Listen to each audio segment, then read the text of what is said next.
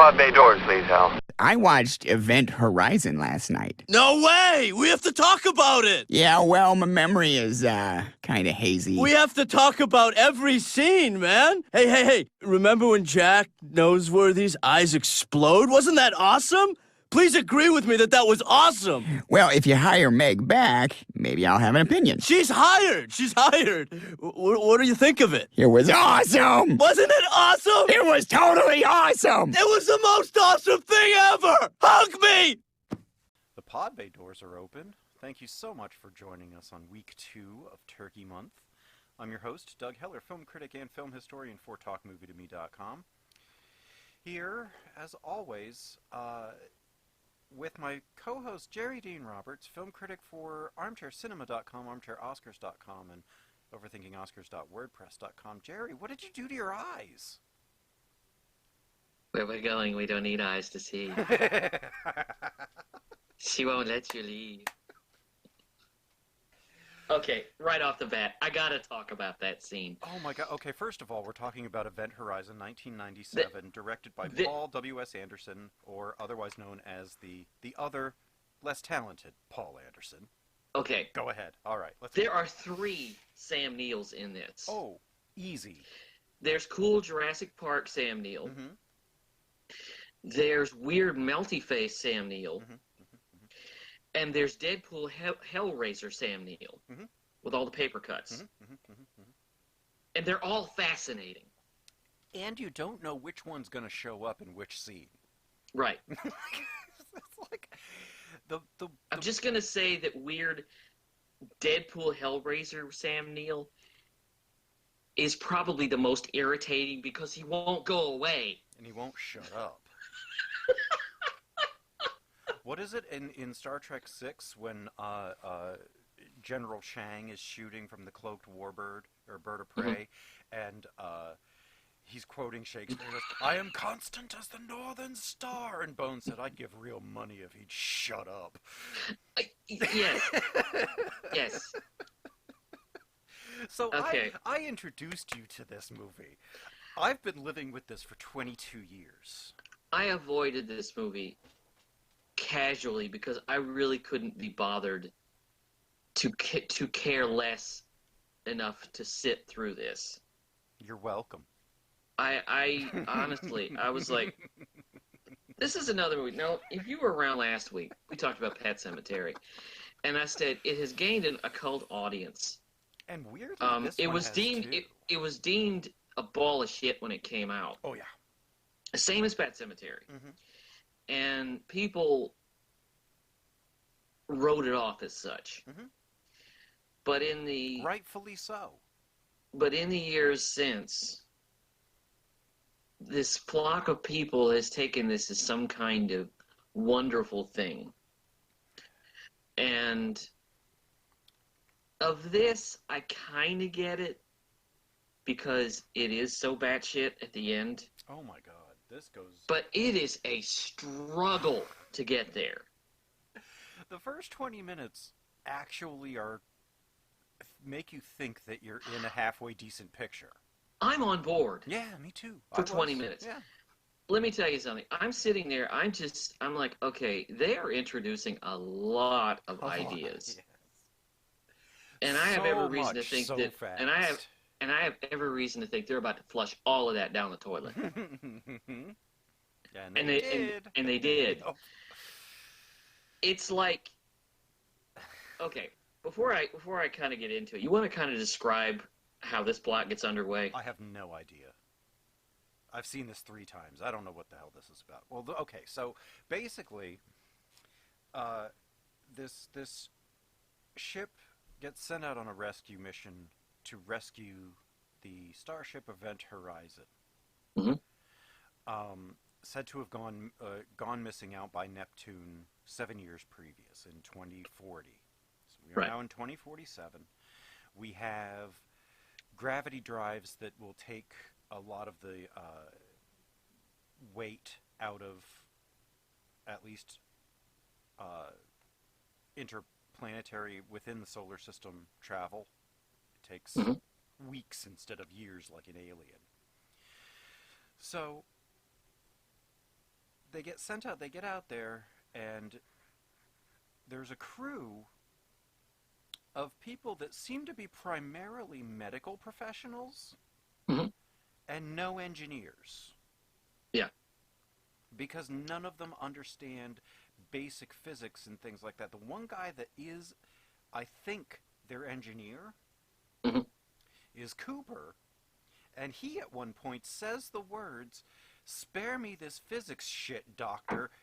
Talk English." Yeah.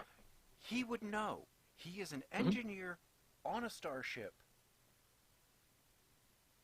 He's not Joe Blow the mechanic that's going to change your oil and sell you a fuel pump for $750 because he says the new one that you just put in is bad.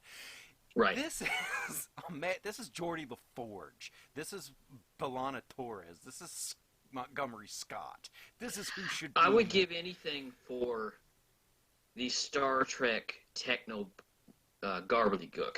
No one understands anything about spaceflight in this movie, and they're You know, all astronauts.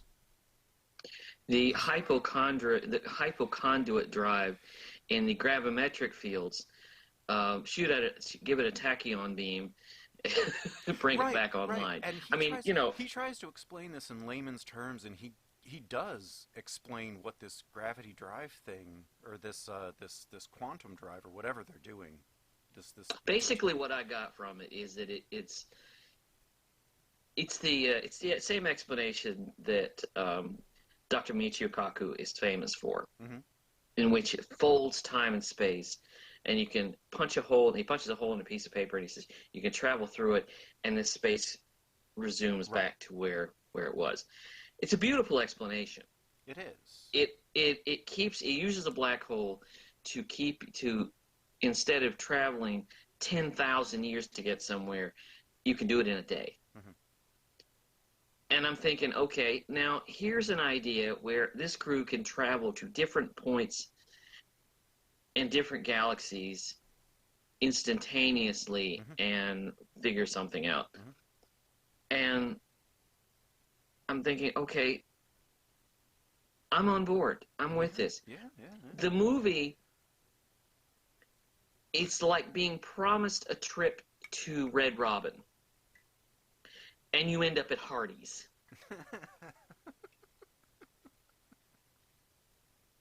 That's pretty much it.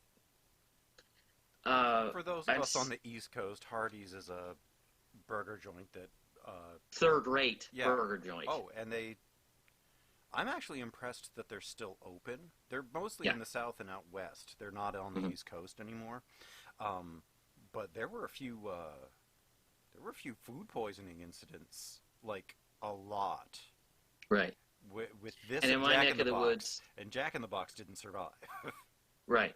Hardee's did. It's a grease burger joint. Oh. Red Robin, if you don't know, is the gourmet. It's the sort of high end. Yeah, I still kind of look at that as a greaseball hamburger joint. Just saying. We have in Pittsburgh we have a couple of local magnificent hamburger joints that those are the gourmet stuff, but they're only franchised out here. You're being promised beef Wellington. Yeah. And they give you a Big Mac. They give you shit on a shingle. They give you shit on a shingle. The whole movie is just...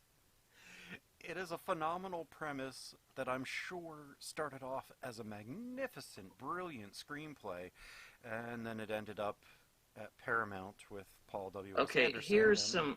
here's some production history. A little bit. They were putting this movie together in early 1997. Okay. Paramount realized that they were not going to have Titanic for the summer, and they panicked. And Titanic had to be shoved to the Christmas season, and so they started pushing really hard to get Event Horizon done. And a lot of people were fired and replaced. the screenplay was chopped up, and 40 minutes, as I understand it, 45 minutes were cut from this movie. And it went into theaters incomplete. It went into theaters in late summer, which, as we've noted, is kind of the graveyard for movies that aren't good enough to come out earlier. And this is what we got, and the movie failed. Spectacularly. But again, that audience, that subsequent audience, has picked it up and taken it as some kind of cult classic. Why, I don't know. I can't really wrap my head around that because, there's a few things right in the beginning that clue you into how dumb this is going to be. Even when you're on board with the plot. And when I say it, you'll understand. You'll know exactly what I mean. The chairs. Yeah. The dumbass chairs hanging from the friggin' ceiling, so that whenever he has to turn the whole thing over to talk to somebody, it reminded me of the beginning of Thor Ragnarok when he's on that chain, and he kept, oh nope, coming back around. Oh no, hang on a minute. Oh, here I am. Like, that's what I wanted from that. I'm like, okay. That is the stupidest idea for a command chair I've ever seen. I want to make sure that I bring this up before it gets away. Before I forget about it and it gets away. The visual effects in this movie are garbage. Oh. For the most part. Oh, yeah. There is a... Now, I understand this is 1997, and computer effects were relatively new, but... This is the year after First Contact, so we know what could be done. However, let's also... Now, I'm referring mostly to the opening scene. Oh, yeah. Where you're looking at an empty ship, and there's a lot of stuff. There's a water bottle, there's a cup, there's some different things. There's a tablet kind of floating around. It looks like a bad CDI game. Oh, yeah. It looks like a really, really bad computer game. It looked like Doom on a spaceship. Right. As it was opening. But, I mean, it's these cardboard cutout computer graphics that look like a video game. And someone could argue that, well, this was 1997 and it was new, but this is 8 years after The Abyss, and those guys were nominated for an Oscar for that, or didn't they win an Oscar for that, or something? This is also the same year and one of the same studios that did Titanic. Yes. And special effects in that were incredible. Still amazing today. Still incredible. But they were not... So the excuse that they're just dated is not valid. No. I think that was some hardcore rushed post... Oh, it had to have been. They probably had to farm it out to somebody and said, hey, who can do this the fastest? And Joe, who lived in his basement, said, I could do that for $25, and that's what they did. When do you need it done? I need it done 2 days ago. I need it done yesterday. Okay, yeah. I can deliver. Here you go. Yeah. This looks like you took like some toys and just photographed them and put them on your computer. Yeah, that's what I did. This is not a low budget. This is not a low budget picture either, no. If you look at the cast... Yeah. Sam Neill, Lawrence Fishburne, Kathleen Quinlan, Jolie Richardson, Jason Isaacs, young Jason Isaacs is in this. And a young Sean Pertwee, who is the son of the third Doctor, and played Alfred Pennyworth for all five seasons of Gotham. Yes. So these are not small-time people. This is not a nothing cast that they just tossed together. No. This is a lot like, they were doing this at the time. You remember Mission to Mars? You remember Sphere? Mm-hmm. This was during the time when they were doing. Guess what's coming up next year? Oh God. Sphere. Because I was reminded of it, and I'm like, oh, that's perfect for Turkey Month. They were taking these movies and they were putting them together with these all-star casts, Mm-hmm. kind of like this is a year before Armageddon, and Armageddon did the same thing, Mm-hmm. in which you have an all-star cast in a science fiction setting, and the movie has no idea what to do with that. Yeah. Here, rattle a lot of stuff around, kill them off one by one. Who's going to care? Right. They made it. They squandered the possibilities because what they turned it into was basically a mishmash of like The Shining, Hellraiser, and Alien. Alien, and made that into one movie that is 96 minutes long. Mm-hmm. And has no clear anything. There's nothing clear about this movie. Nobody, once they get to the event horizon, nobody can accurately tell you exactly what this movie is about. No, because I mean, when you look at it, like they're swapping ships back and forth. They're going from the Lewis and Clark over to the event horizon, and then there's a problem on the event horizon, so they're going back over to the Lewis and Clark. They just call the Clark, and if you're not paying attention, you'll forget what the hell the name of the ship is. Right. And then that's gonna blow up. So then they got to move back over to the event horizon, and I'm like, where the hell are they? I had no idea minute to minute where they actually were. There's no color scheme even to tell you where they are. No, because everything looks exactly the same. Right. They look like they patterned their sets off of Lost in Space. Right. Lost in Space. There's another movie with a big cast. Oh yeah. Oh, I saw that one in the theater too. Yeah, Lost in Space. Oh God, Matt LeBlanc's sole entry in the big screen world. Whew. Oof. Isn't that interesting when TV actors try to get into the movies, Look, and then the project they pick is just 1998 were rough. Yeah. For science fiction, my God, it's like it's amazing. They just throw together a $1 zillion cast, and they have no idea, no clue, like this, what kind of movie to put them through.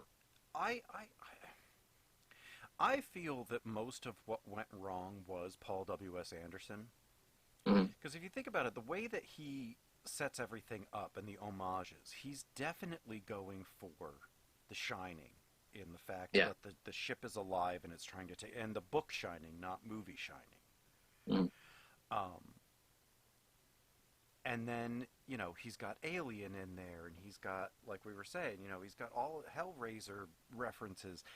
This just felt like an exercise for him to just pay homage to the things that he liked. He was like Brian De Palma without all the talent.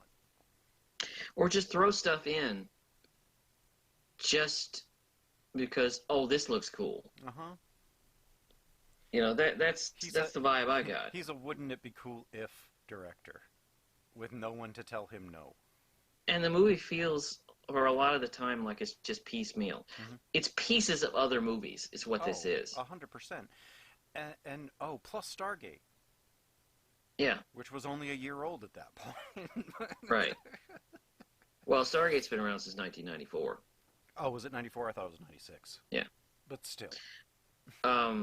But again, that was another movie with a good cast. Yeah. Science fiction movies.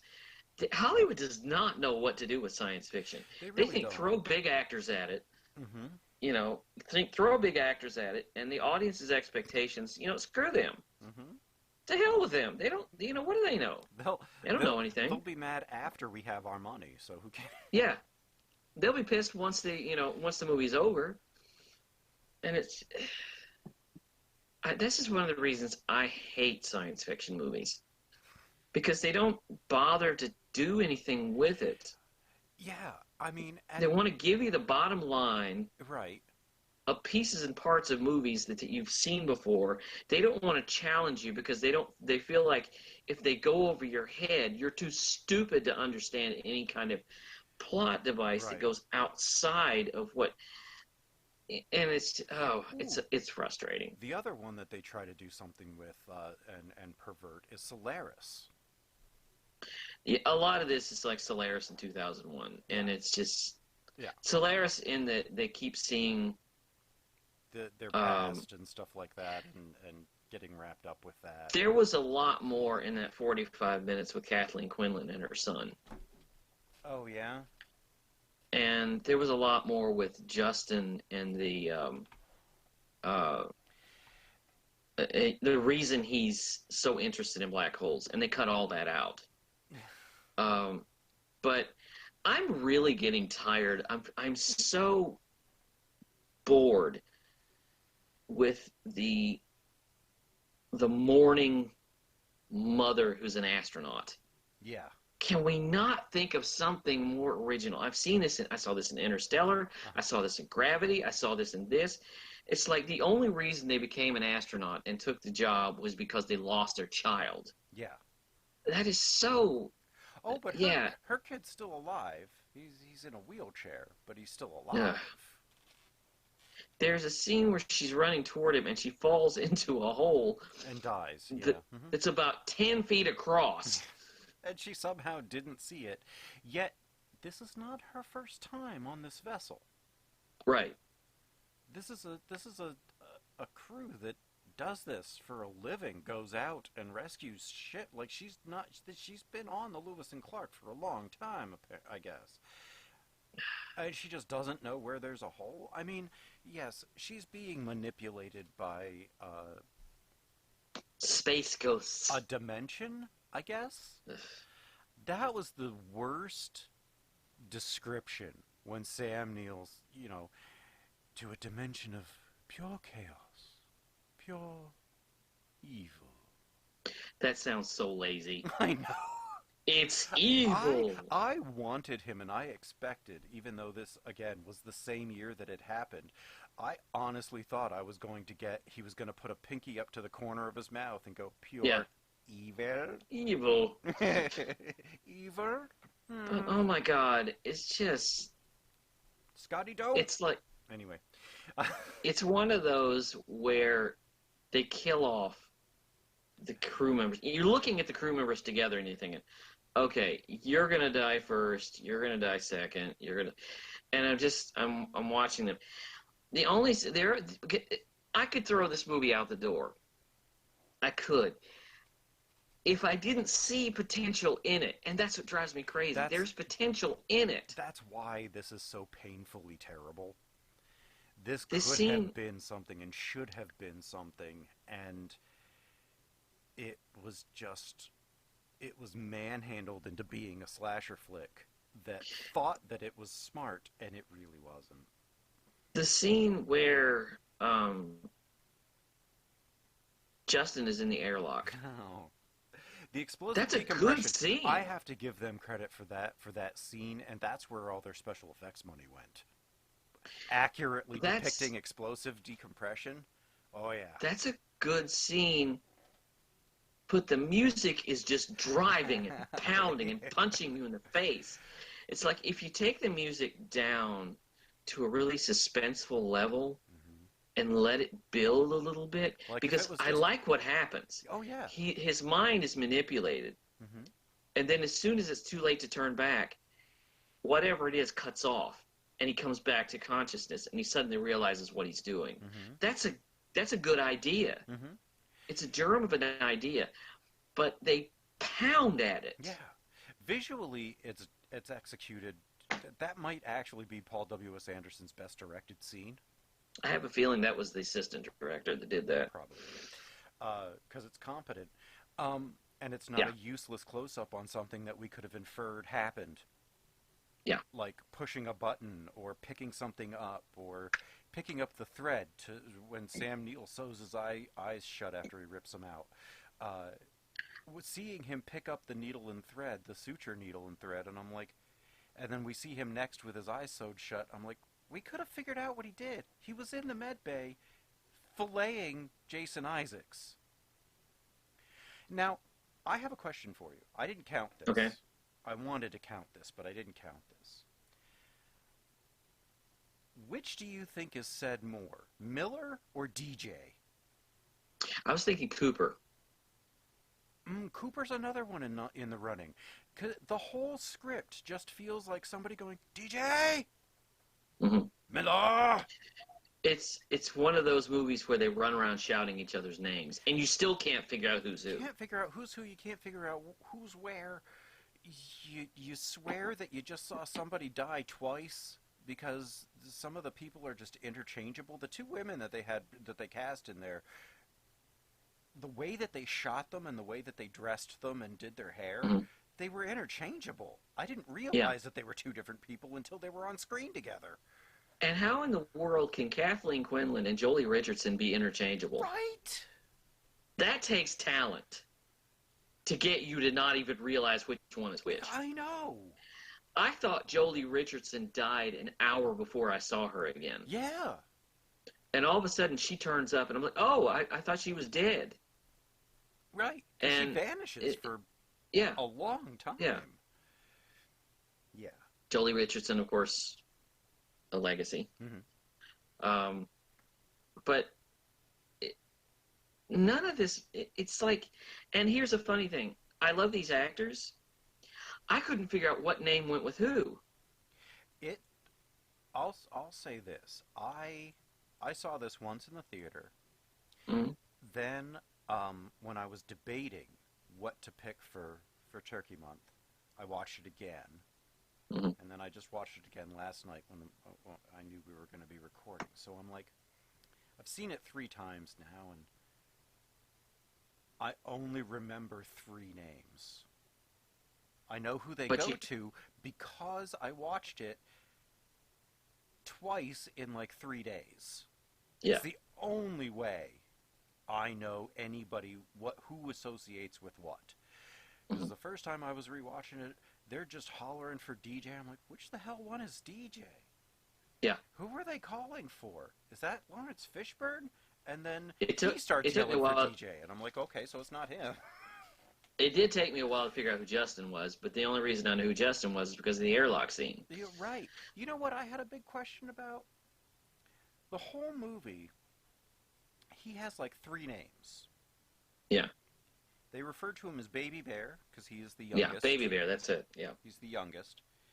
Justin, because that's apparently his name.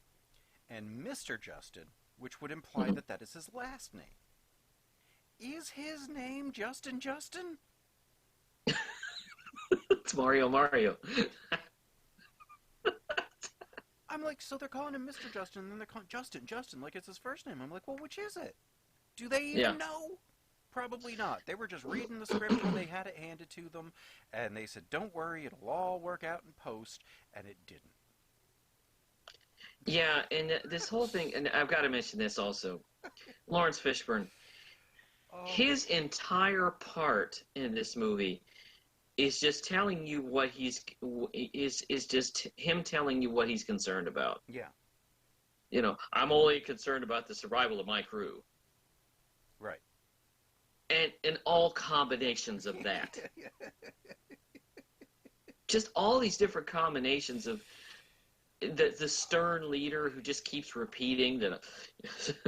Why don't you tell me what's wrong with my ship? I'm just gonna say I just want to make sure that my crew is safe, and then he gives his sad backstory about having to leave someone behind, and then he's that's his impetus to I'm not leaving anybody behind on this mission. It's like, wait a minute. What you're talking about happened a lot longer ago than just your last mission. So have you just recently resolved this to, or has this always been your mantra and you're just somehow restating it? I don't get it. But I'm going to say this. Pet Cemetery made more sense to me than this. That's because, weirdly, Pet Sematary makes more sense than this. I have chosen this year. I use... You and I kind of approach Turkey Month a little differently. You see these things and you're like, I have to talk about how bad these are, right? I go from the gut. Right.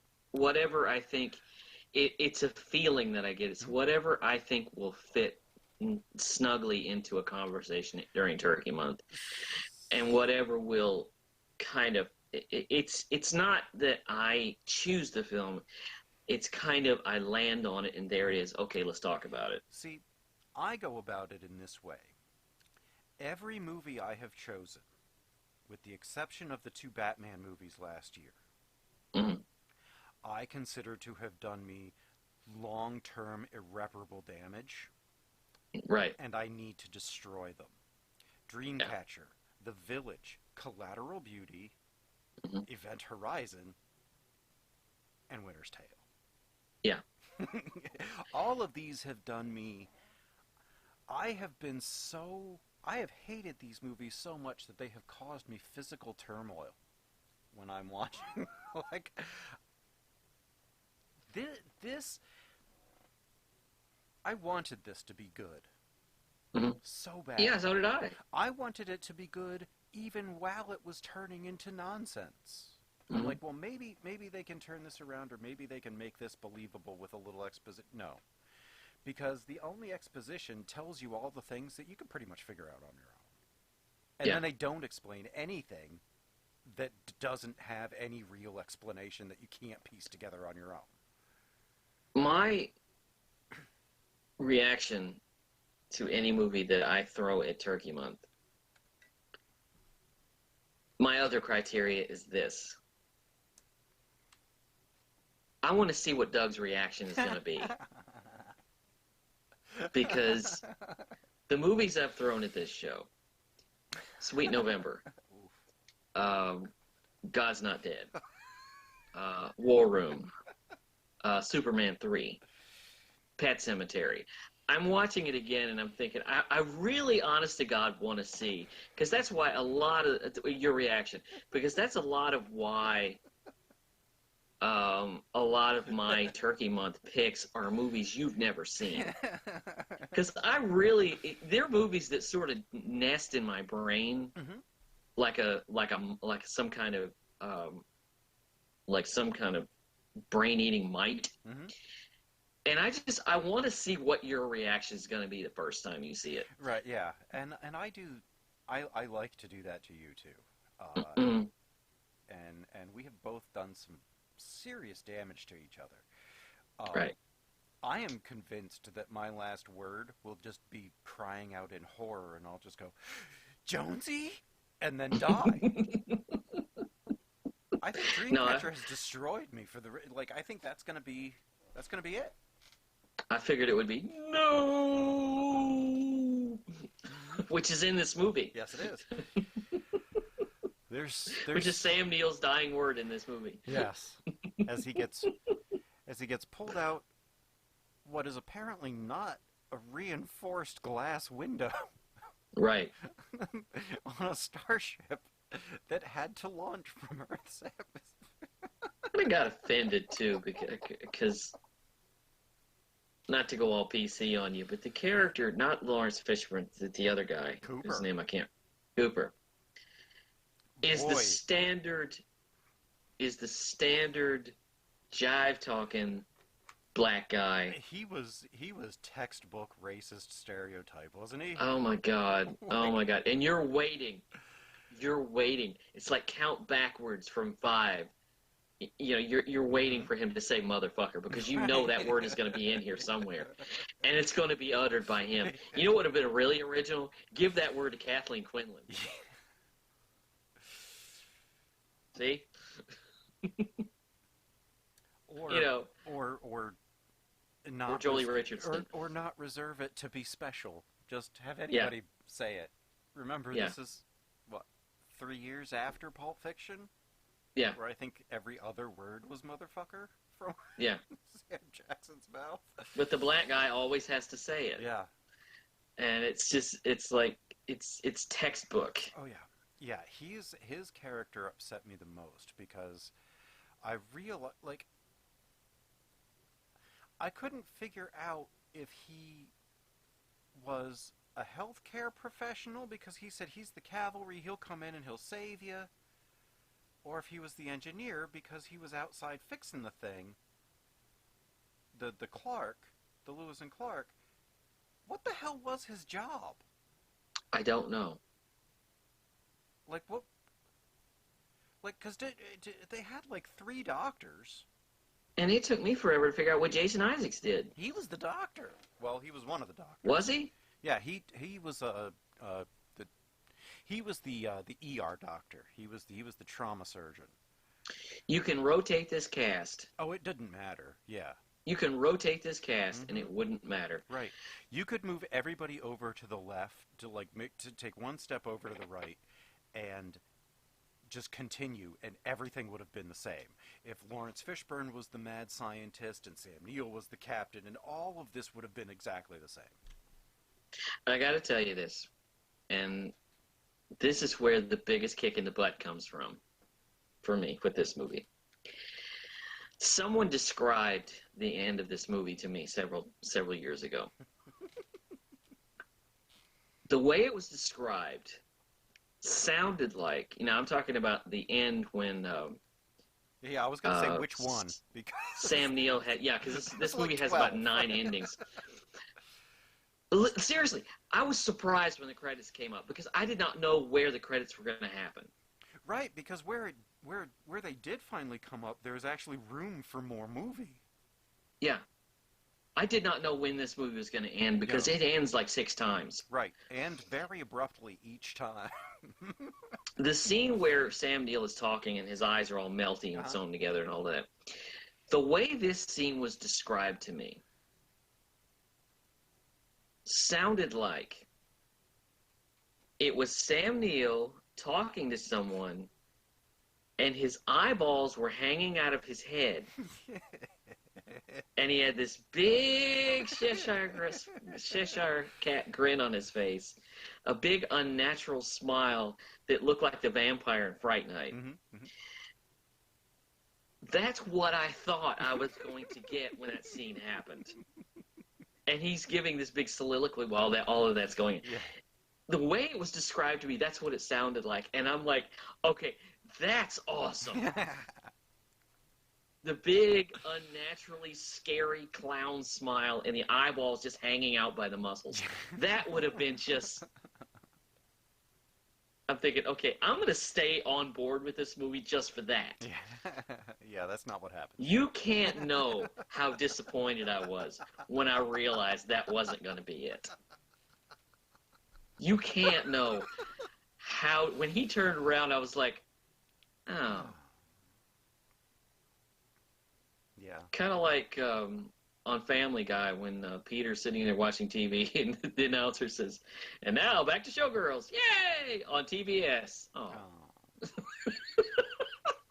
Or it was kind of like that. I was try, like, "Hey, try a piece of fruit stripe gum."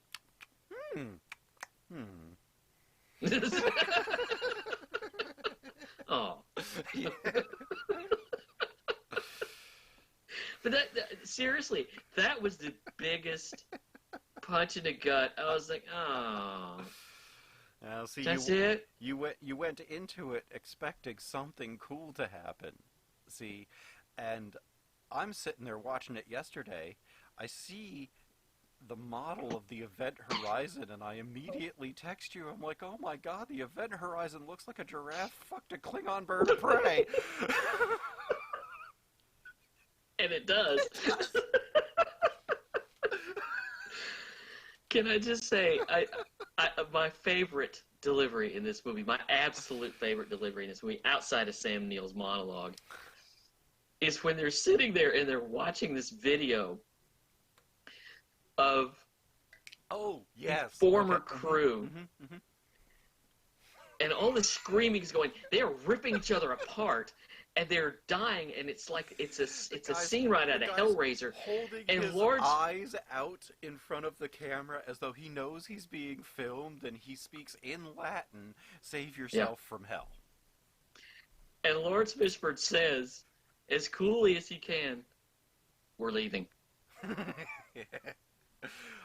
That would not be on my mind when I that- saw this. That is Kevin Costner at the end of Waterworld, watching his precious catamaran sinking into the into the water, and he goes, My boat. "My boat." I see you got too much emotion. You had too much emotion. My boat. My boat. Yeah, But that's exactly seriously- what that is. That's exactly and not only that, but when you notice when he shuts off the recording, the music shuts off too. Like they looped in their own soundtrack, their own score into that, and it cuts off. Like who was sticking around editing this thing? At the beginning of it, when they're listening to it, Yeah. there's a horror Ark of the Covenant soundtrack going Yeah. on. Yeah. It's this constant music that's going on, and I'm thinking, is that mechanics? No, that's music. No, that's music, and it cuts off with the transmission, which means that the music was on the recording, not Right. In so, the movie. So basically, they're telling us that was diegetic sound, Yeah. whereas all the rest of the music is non-diegetic. They can't hear it, but they could hear this. I don't understand anything that goes on in this movie. Like, okay, so actually, I understand more than I want to. But I don't want to let this get away. Please, let's just keep When you going. watch a video of human beings ripping themselves to shreds, Literally, you watch someone rip their eyes out and then hold them up to you. and your reaction is, we're leaving. Really? I think my reaction would be, fuck this, why aren't we already gone? And I would have Right. already been halfway out the door as I was saying that. And like, How about a holy shit or, Or oh my just God, or just something? oh my god. Yeah, we're dear leaving. God, Yeah. Oh my something. god. We're leaving. That would Or have been or you have a black stereotype there, motherfucker. Oh man, they could have gotten cliche and racism in there. Boy, Paul Yeah. W.S. Anderson, I am so disappointed in you.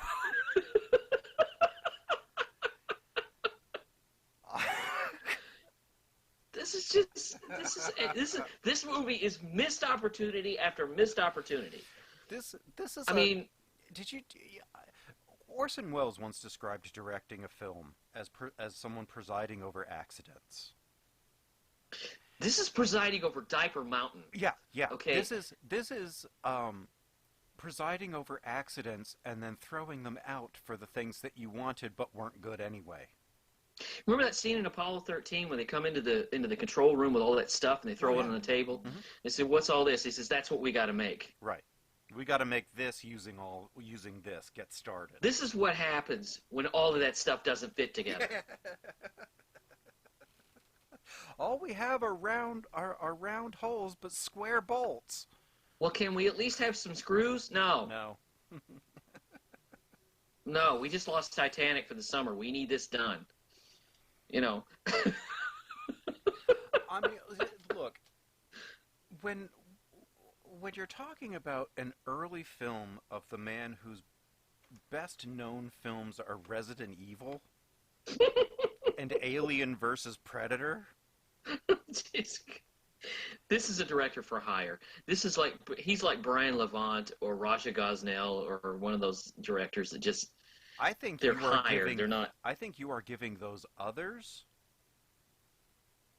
a real Brian big Levant- insult for wrapping them Brian up.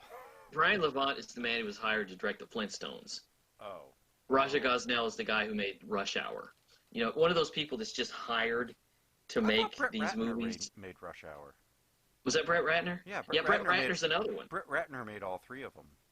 Okay, so who was Raja Gosnell? Who was? I know he's directed some crap. I'm starting to make a database of these Hollywood directors for hire. Let's see. Was it Raja Gosnell? See, they're so interchangeable, and their movies are so interchangeable. Mhm. Yeah, Let's but see. if you make that list, you would regrettably have to put David Gordon Green on there, despite the fact that he also makes some damn good movies. Raja Gosnell, Scooby Doo, Oh God. and Beverly Hills Chihuahua. Now, Although now, if you would, what was the first one you said? If you would have said Scooby Doo. Scooby Doo, Now this is the Monsters 2002 Unleashed. movie, because there are 150 Scooby Doo movies. Well, This is the live action movie. If Yeah. you would have said Scooby Doo 2 Monster Island, Monsters Unleashed. Monsters Unleashed, that's what it was. Mhm. Monster Island is an animated one that's actually not bad. Right. That would have been like whoever directed that just needed money for either crack or food. It's like you're paying off a gambling debt. Right, You've got right. you've got an alimony payment due. Now see, Child support. I can appreciate you lumping them in with Mr. Anderson, but I'm not done yet. but I'm not done yet Oh, no. because I have Raja Gosnell's. Oh boy, okay, here we go. Okay.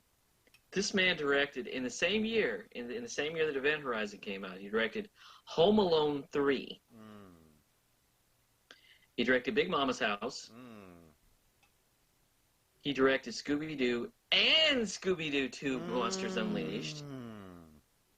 He directed the remake of Yours, Mine, and Ours, Oh, the one with Dennis Quaid. yeah. Beverly Hills Chihuahua, as I mentioned, and the first two Smurf movies. Ooh.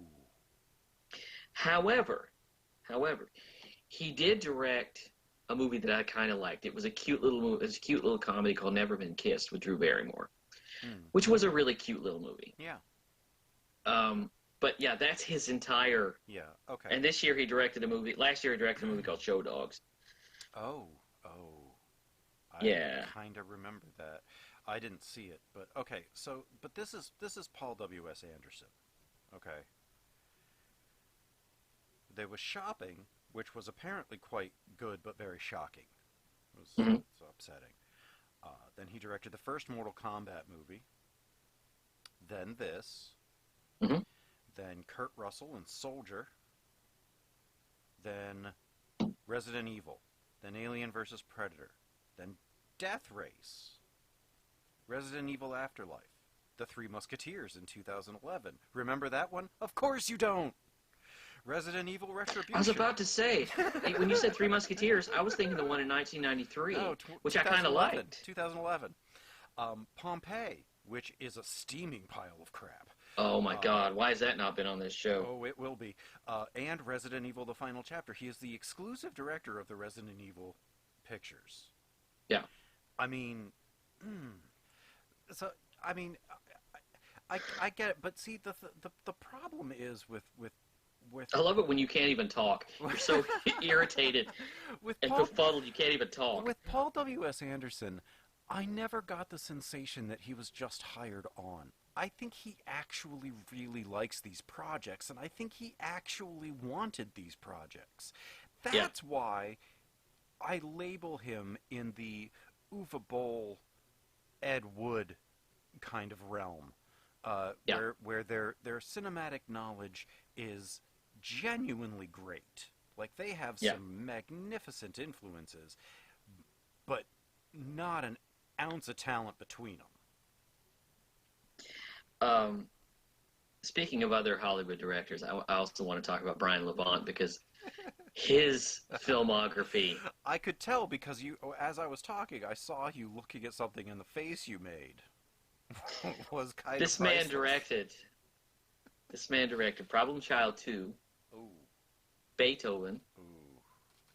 The Flintstones, Ooh. Jingle All the Way, Ay. the sequel, Flintstones in Rock Vegas. Ooh. Prequel. Wasn't that a prequel? Yes. Snow Dogs. Oh, God. Are We There Yet? The Jackie Chan movie, The Spy Next Door. Ay. And the Coup de Crap, Christmas Story 2. Yeah. Yeah. I think you just read off like several years worth of us not having to think about what we need to do for November. Oh, but I'm not done yet because his in production status is a remake, and I'm not making this up. If it depends on how much you believe the IMDb, his next project is a remake of Police Academy. I believe that 1,000%. Yeah. 1,000%. Yeah. So these are directors for hire. They're not film artists at all. But Paul W.S. Anderson, I can't put that label on him. He's making these movies on purpose. Right. He's not, standing around going, well, what's my next job? Hey, guys, what do you got? We need this done. Okay. Send me the script when I get onto the set. He is writing these. Yeah, he really genuinely wants to make these things. Right. Which, I gotta give credit to him for, having the passion to see all these through, but he has no talent whatsoever. He is incompetent. His direction style. When I was watching, did you notice that there is a close-up, there's an insert shot of virtually every single thing everybody does with their hands? Yes. Yes. He loves close-up shots on the face. He loves close-up shots of hands. And inserts of things like doing things that you can infer just by having seen that they've been done. Yeah. But he feels the need to show it to you. It's like James Nguyen showing you pulling out and parking. Yeah. It's Or like The Room with the flower shop scene. We're it's gonna like get just there. We have a whole week for that one, and the Room. Oh man, The Room is a special thing. it's an anomaly in space. Well, I'll tell you this, and this really gets me, is that you have every reason to think that people went into this with good intentions. But sometimes I think studios' heads just take over. And these people are not filmmakers. No. But they stitch together. And I've always been, it's always been said, the worst thing that can ever happen to any project, whether it be movies or books or music, the worst thing that can ever happen is for some studio head to say, well, what are the kids into? Right. That's like the worst thing that can happen to a project. Because then following that up, I really like this idea, but couldn't we just... Yeah. Couldn't we make this person a woman who's always naked? Yeah. Couldn't we make this black guy who wants to kill all the white guys? Couldn't we make this? Yeah. But it's about two dogs that find friendship. Couldn't we maybe have one of them be a killer? Right. Have one of them be pure evil? Right. But the thing is, it's like this movie is unnecessarily gory. Yeah. Now, I want to bring that up. I want to bring this up because this movie is unnecessarily, ungodly gory. Yes, it is. The reason I bring it up is because this is the same man who made Mortal Kombat, which wasn't gory. No. And should have been. Mortal Kombat should have been rated R. This should have been rated PG-13. That should have been the movie where they were shaking the stick at it saying NC-17. Right. NC-17. Right, exactly. But this movie is unnecessarily gory and shouldn't have been. Mortal Kombat wasn't gory and should have been. And they so murder a child in Alien vs. Predator. So. And they murder a child in Alien vs. Predator. Mortal Kombat became famous for its blood and guts. Yeah, oh yeah. That was why part of me had wanted to see the movie, knowing full well it was going to be terrible. But, you know, hey, Christopher Lambert's in it. So, As an Asian. yes. Yeah. Yeah. Yeah. Yeah. As an Asian. We could stop choosing Turkey Month movies and just go with the directors that we've just talked about in this episode. Anderson and the three that you mentioned. We would have enough material for an infinite amount of Turkey Months. We could just do a show on Brian Levant. Mm-hmm. I'm fascinated we because could do a year on Anderson. Or Uwe I am bound to still see movies as an art form. Mm-hmm. Despite what Hollywood has done to it, I am absolutely hellbound to see what Hollywood has done, what film artists are all about. Mm-hmm. But they talk about it like it's a business deal, like it's we've got to have something for this quarter. Mm-hmm. We've got to have something for this quarter. We've got to have something. I know they're relatively a business, and the business and the artistry are always at odds with each other. I understand that. Yet inexorably linked. Yet inexorably linked. One has the muscle and the other has the brains, and unfortunately the muscle will always win. And the art and commerce is what I'm saying. Mm-hmm. But what's really bad is when it trounces on the artistry and shits on a project that otherwise could have been something really special This because they don't trust. They don't. Yeah. Because they don't trust the audience. Mm-hmm. I don't know this for sure, but I wouldn't be surprised if this script was on the blacklist. Yeah. The blacklist, for those of you who don't know, is an industry insider list of all of the unproduced screenplays that are considered to be the greatest things that have been written that are out in the world today, but they're unproduced. They're unproduced because they're too smart and they don't think that they'll be able to get made. They don't hit the tick marks right of saleability or global marketing. They don't hit those. They don't hit those high points. Oh, and I just found out something about the visual effects budget. What's that? The rotational shot of the space station over Earth took nearly a third of the visual effects budget. I believe it. Yeah. I believe it. But I'm always. I was picking out a movie to go see tonight, and I was looking down the list. It's, as we're recording this, it is first part of November as we're recording this. And I'm looking down the list, and I'm like, I have to pick a movie that I kind of, sort of, maybe want to see. Yeah. Because I'm looking down the list of movies, and I'm like, there's nothing here that I just... I'm looking at this, and I'm like, there's nothing here. The next movie I really, honest to God, want to see is Star Wars. Yeah. And that's a couple of months away.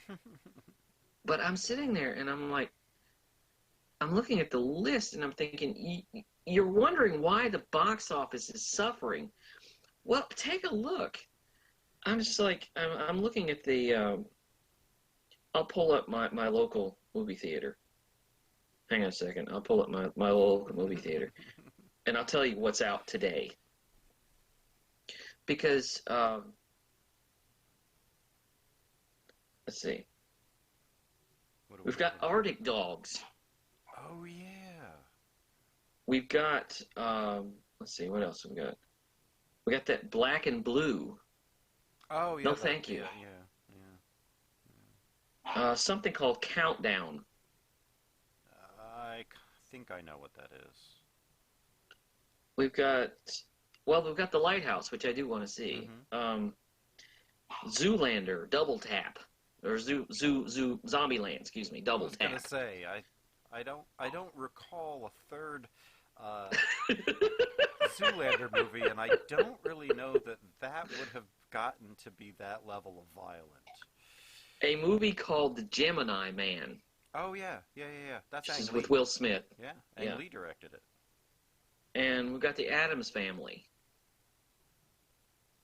And that's it. And then the only thing in there that I can actually say that I would genuinely want to, I would actually kind of sort of want to see, is Maleficent. Mm-hmm. Because it's a Disney movie. It's, but even if I'm looking at this and I'm going, this happens week after week after week after week. I look at the schedule and I'm like, there's nothing here. Yeah, I don't even have an itch to see the new Terminator movie. Yeah. I don't really care. And it's like, and you sometimes wonder, are the movies leaving us behind? The only good movie I've seen recently was Joker, and that was...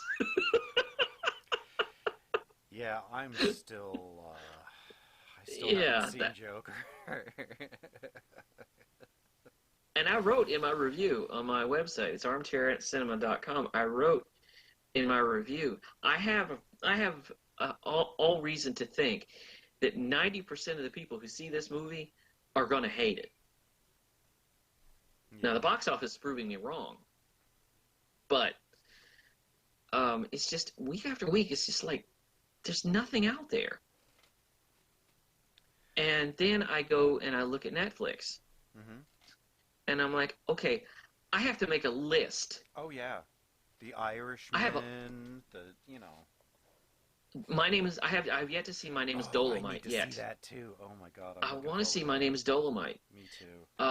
There's this new show on, it's called Living with Yourself. Mm-hmm. Yeah, that looks good. And I've seen a couple of episodes. It's really funny, and it's got a great premise.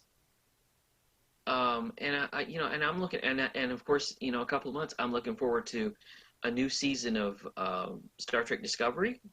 Mm-hmm. I'm looking forward to Picard. Yeah. I've got all this stuff on the streaming platforms that I'm so looking forward to, and the only thing at the movies that I've got is Star Wars. Mm-hmm. And this is going to be the last theatrical Star Wars movie for a very long time. Right, now that Benioff and Weiss have dropped out of their trilogy, although I would love it if they brought in somebody else, because I guess they were working on something that was like the origin of the Jedi. Yeah. So it was going to be way back even before the Old Republic, and I want that to happen.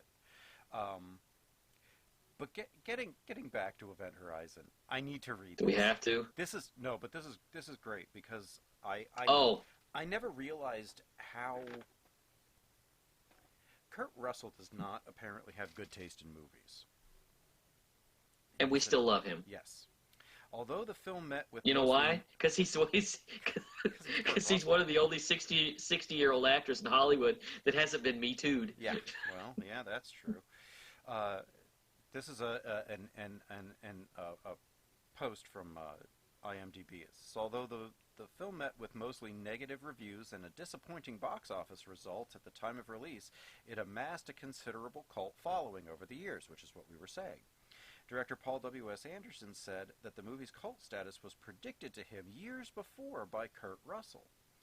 Anderson screened Event Horizon before they started work on Soldier in 1998, and Russell said, "Forget about what this movie's doing now. In 15 years' time, it's going to be the movie you're glad you made." Well, Mr. Anderson, if this is the movie you are glad you made, you really need to reevaluate everything in your life. You need to reevaluate your occupation. Occupation.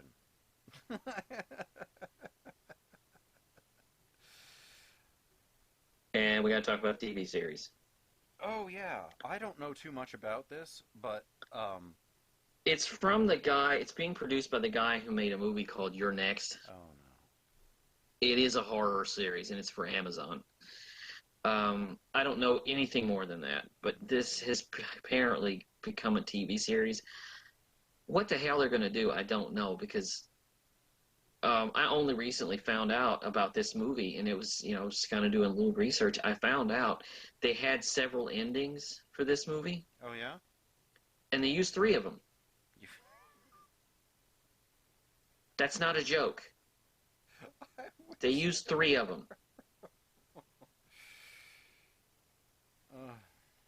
It has its own DVD alternate ending reel in the movie. Well, yeah. Yeah. I'm okay. So I also found out that apparently the original script had all this stuff, but it was an alien invasion of the ship, even though he had pitched it as The Shining in space.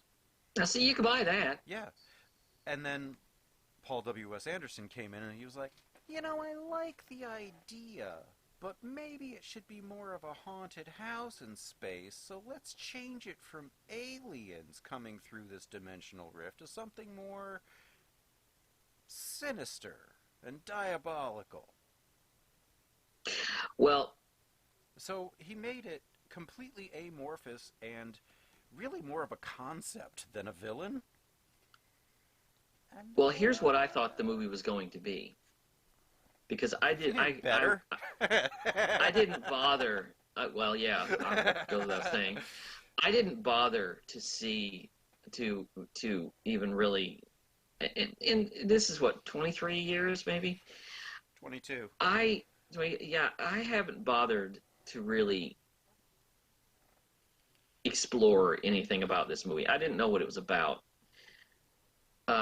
When it was released, and I haven't really figured it. It's just Event Horizon. I was just like, okay, whatever. But I thought the plot, and I think I can come up with a better plot than this. I thought the plot was going to be that they found the edge of the universe, and once they crossed it, time and space had no meaning, and it was all just a crazy. There was this. The mental thing was going on, and everything was just once they crossed that event horizon to the edge of the universe, it's like they couldn't get themselves back into a plane of reality. Well, see, and I that thought, sounds like a great movie. Terrifying. don't tell Hollywood that. Terrifying, but a great movie. Don't tell Hollywood that. I thought that's what this movie was about. You were wrong. And when I found out that it was a ship called the Event Horizon, I'm like, oh, okay. Yep. I thought it was at least going to be about a black hole. Yeah. And I'm sorry. Somebody mentions a black hole. Yeah, incorrectly, I might add. Yeah.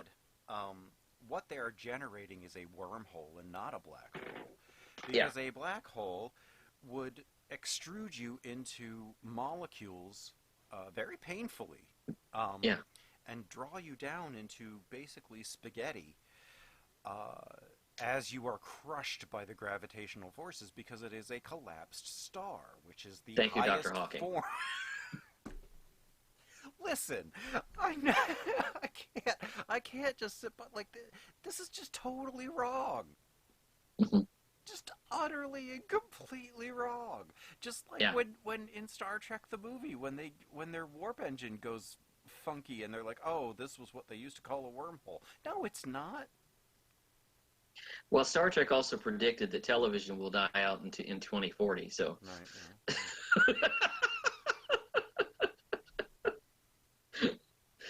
Guys, you got 20 more years. Hey, and by that time we'll already be mining on Mars, according to Event Horizon. Oh, yeah. And 4 years ago, we put the first colony on the moon. So, you know what? Next year we may do, and this is just tentative. We may do a threefer of these really bad, big, giant, zillion-dollar cast science fiction movies that can't get an idea nailed down, so they just say, "Oh, pure evil." Mm-hmm. You know, your big cast science fiction pure evil movie. You know, you throw in Sphere. I was gonna say Sphere. Sphere's on Yeah, that list, baby. yeah, you throw in Sphere. What else? Mission to Mars. Oh, God, that is bad. Oh, there were two Um, Mars movies oh, that and same Red year. Planet. Yeah, Red Planet. yeah. That one's even Yeah. worse than Mission to Mars. I don't know. I actually Oh no, kind of like Red Planet. Red Planet was the good. That one was the one with Val Kilmer. Yes, it was Mission to Mars, the John Carpenter. Yeah. Oof. Ghost of Mars, Ghosts of Mars. That's the which I one. never saw. Oh, that is so. We may have to have our. This summer we had our Moon trilogy. We had our Moon trilogy. We may need a Mars trilogy. That could be fun. That could be fun. They're also going to be heartbreaking because all three of these movies are just. Again, it's this garbage where they are soul stomping. Well, you have an idea and then you just suck it out because you don't. The movie has nowhere to go. Right. It's like I watched the Good Place, which is now in its sadly in its final season. It is one of the greatest shows I have ever seen in my entire life. Mm. And they're doing something now where they have a character who was very, very full of himself when he was alive. He consistently mentions that he went to Princeton and all of these things, that how great he is, and he's really just a total terrible person. Mm. So he's like, I wrote this book, and I want you all to read it. And they're reading it, and it's a detective book. And they solve the murder on page 10. Yeah. And they're like, well, what the hell is the rest of this book about? And then when they talk to him about it, he's like, yeah, I solved it on page 10. Greatest detective ever. It's like, but what is going on in the rest of the book? That reminds me of. There's a line in Throw Mama from the Train where Danny DeVito turns in his mystery story. It's 2 pages long. There are 2 characters, one of which is Dan on page 1.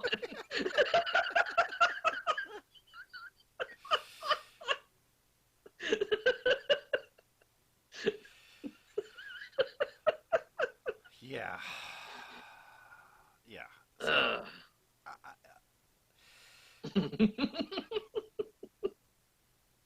You got to think these things out. Yeah. You know,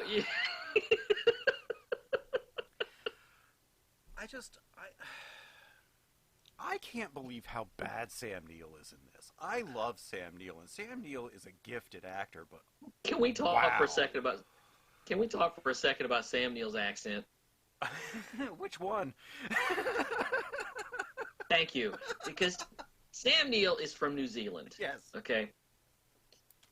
And the only time he ever plays a character who has a New Zealand accent is when he's playing a character who's in New Zealand. Right. But every other movie, his accent is like all over the place. Even the Jurassic worst Park. Yeah. Even Jurassic Park. The worst though is on Peaky Blinders because he played an Irishman. Oh no. Not very well. I was gonna say, I think you could just stop, like right there. You don't. That's all the further you really need to go. Yeah.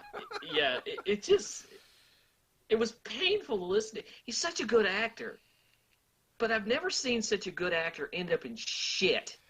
So much of this, just garbage.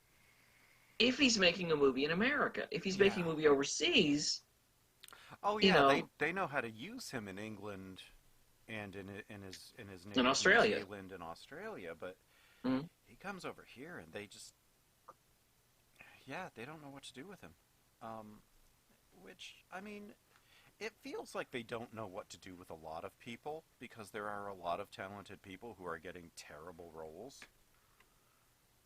But now I'll tell you this: if you ever really want to see him in a scenery chewing role doubled with Event Horizon, You need to see him play Damien in the Omen Really? Final Conflict. Yeah, Oh. the third Omen movie.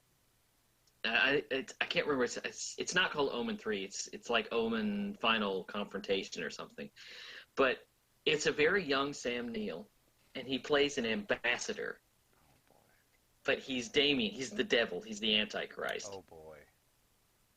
And it's actually kind of a fun performance. The movie is dog shit. But Listen, I don't even like the original Omen. I do.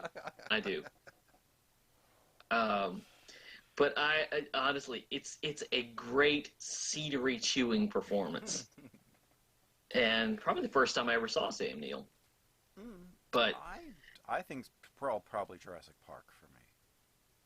well, for most people, for most Americans, yeah. Yeah. But yeah, it's really kind of great. He disagrees with somebody, or somebody won't deal with like his policies or whatever, so he sicks his devil dogs on them. Oh, There's a great shot in this movie where he's standing across a field from somebody, and it's Sam Neill, young Sam Neill, and he's got like 4 dogs next to him. And he doesn't say anything, and all of a sudden the dogs just run off and attack whoever is sick. It's kind of great. oh boy. Yeah. Yeah, that sounds like an experience, is what that sounds No, like. no. You know what's an experience? The movie we have next week. Oh, I can't. The Room defies understanding. It does, because it's such a rare occurrence. It's such a rare film. It's one of those, and I've said it before, I'll say it again. You can't make a movie this bad on purpose. No, I don't think you can. You really can't. It's fascinating. It's like you're watching this. It's made by somebody who has no idea what a movie is. Who, like Max Schreck, is one of those people that's famous for one thing and you never see him again. Yeah. Yeah. Yes, Tommy Wiseau. Played Tommy Wiseau, who I swear in this movie looks like he's been dead for 4 days.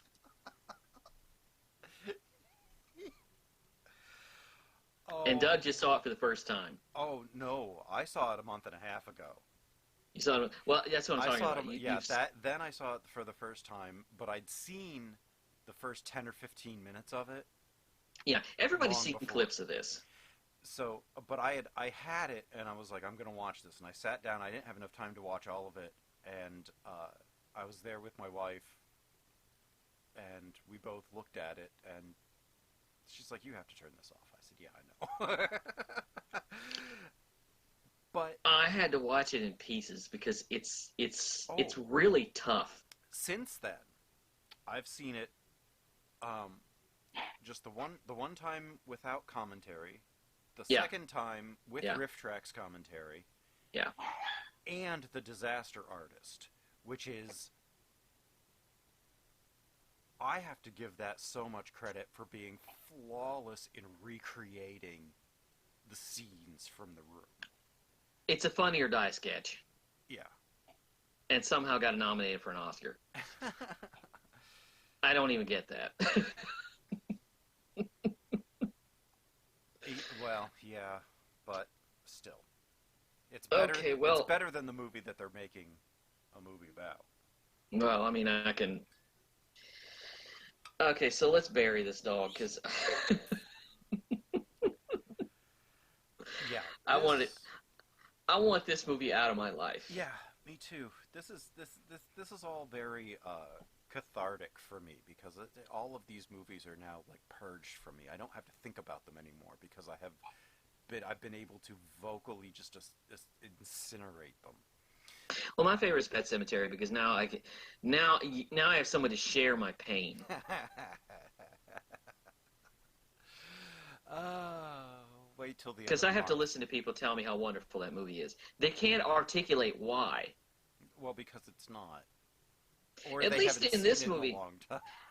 at least with Event Horizon, they can tell you why. It's the third act. You know, they can tell you that at least it's that crazy monologue by Hellraiser Deadpool Sam Neill with all the paper cuts. At least they can tell you that. Yeah. But nobody can ever articulate exactly, and people can articulate why they like The Room. I can articulate why I could probably give a good, at least a good push for considering it as not being the worst movie ever. Yeah. But maybe it is. But you sit there and you it's a confusing movie. Of the three movies we're talking about, because I haven't seen Winter's Tale yet. No, you have not, and boy howdy. Of the three movies that we're talking about, I would pretty much give anything not to see Event Horizon again. Just wait. Yeah, I haven't seen Winter's Tale yet. Yeah. That may change. Yeah, you'll actually probably want to go back to the village as a palate cleanser after Winter's Tale. Yeah. Yeah. I hate that movie so much. I feel like both shaking our heads at the same whenever time. I think about it, I feel like I'm Madeline Kahn in Clue. Like, I hated it so much. Breath, fire, heat, breathing on the side of my face.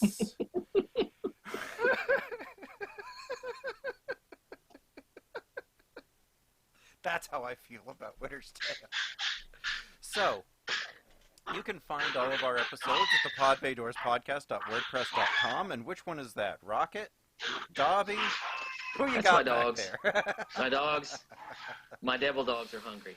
Our magnificently soundproof facilities here at Rick's Airport Recorders, the best sound in the LA airport area. That's an old Tom Petty joke. You can find us at thepodbaydoorspodcast.wordpress.com. You can find us on iTunes and YouTube. You can check us out on Twitter at pod_bay and throw a tip into our virtual tip jar at Patreon with the same handle there at pod_bay. We thank you so much for joining us and suffering with us. And the Pod Bay doors are now closed. The mission has been completed.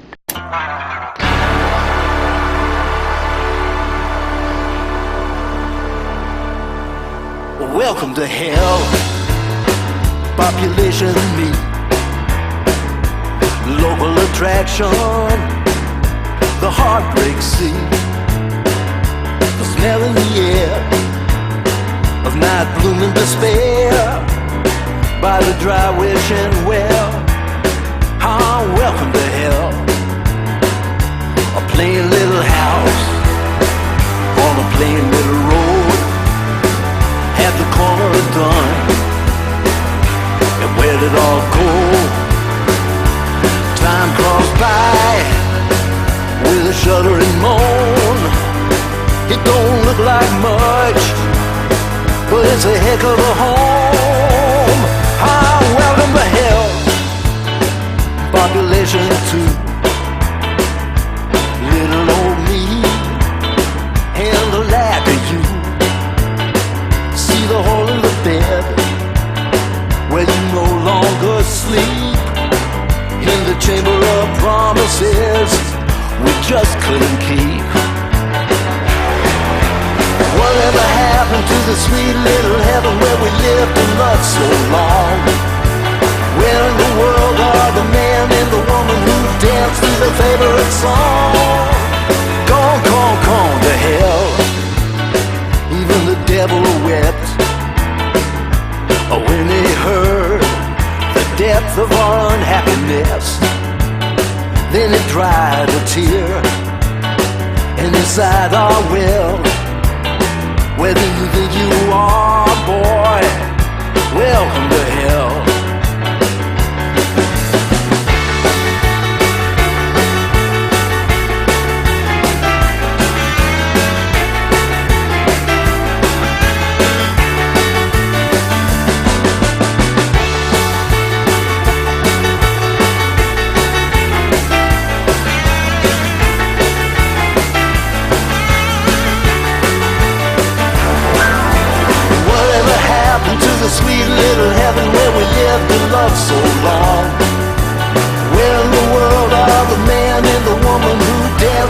favorite song. Gone, gone, gone to hell. Even the devil wept when he heard the depth of our unhappiness. Then he dried a tear and he sighed, "Ah, well, whether you think you are, boy, welcome to hell." Every lonely soul has a sad story to tell.